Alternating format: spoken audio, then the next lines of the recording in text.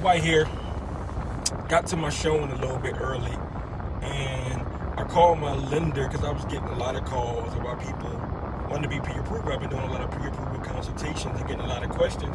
So I've been telling my lender, let's set up a conference call or a video call, like a Zoom, and I was going to record it so I can help people get the understanding on the loan process.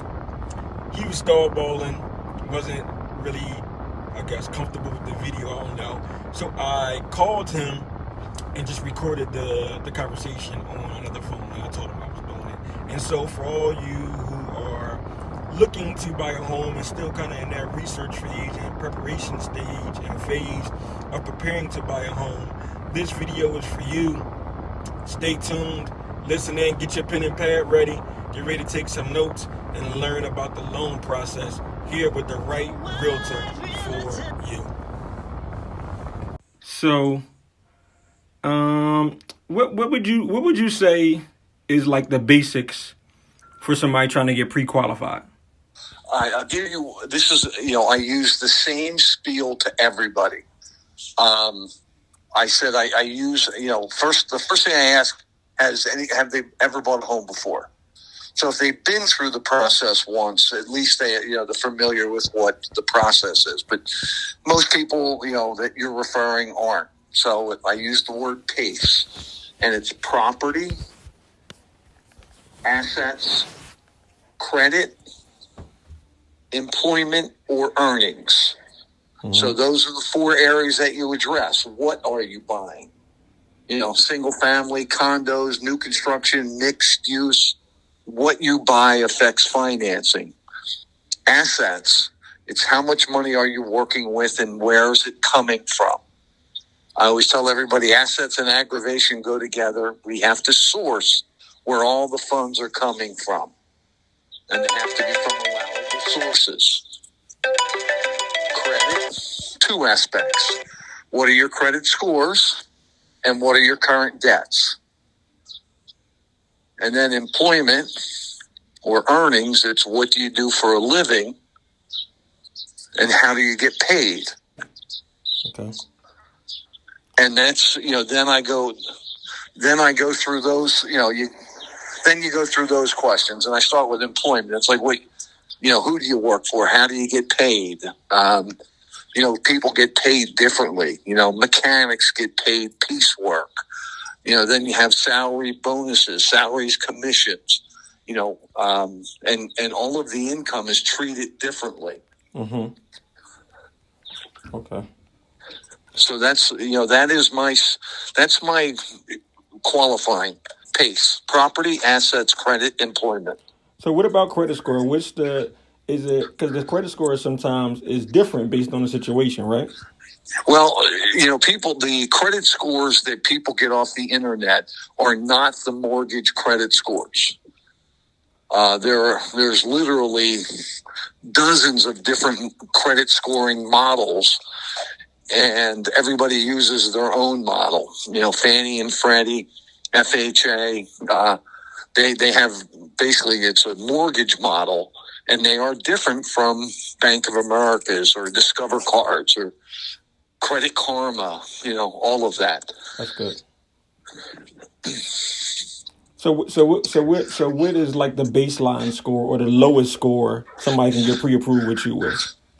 You can do a 580.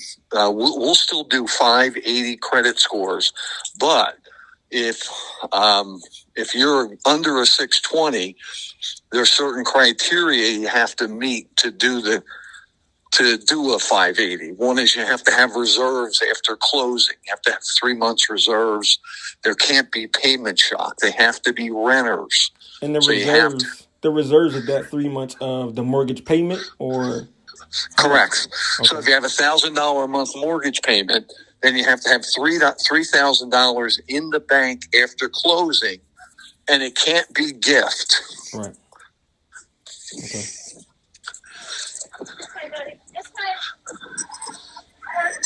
So, what's the benefits of having a higher credit score? Like, how does that benefit the buyer when their credit score is at a 620 or higher?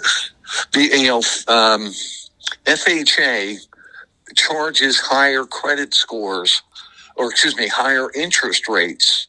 And it's not significant. It's slightly different. Like if you have a 640, you'll get a better rate than if you had a 620. And if you had a 660, you'll have a better rate than a 640. Right. For FHA, 660 is the cutoff. Anything over a 660, you get the best. You get the best rates available. Okay. And 2 more questions, Mike, if I can, real quick. How about money down? What can you tell us about money down? Again, it's depending on credit scores. You can do a conventional with only 3% down, where FHA requires 3.5% down. Okay. But FHA, you can get up to a 6% seller assist, where conventional with 3% down, the max you can do is a 3% assist.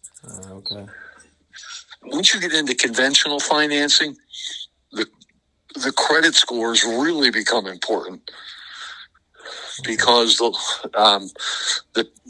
literally Fannie and Freddie start penalizing you for a credit score under 740. Okay. And then the PMI companies are priced very similar in the fact that it's, they call it risk-based pricing. So the lower amount down and then the lower credit scores, the PMI becomes ridiculously expensive with conventional financing. Okay. And what's one like nugget or one important piece of information you would tell somebody looking to become a homeowner? So anything you could think of like that's key? Would be, credit scores just become so, having a credit score over 660 is the magic number. And then at that point, it opens options for you. You can still do conventional, but FHA turns out to be cheaper. FHA is the best deal for the least amount of money out of pocket. Conventional is less expensive over the life of the loan. Okay. All right. That's good stuff, Mike. Thanks, man. I'm recording this conversation just so you know.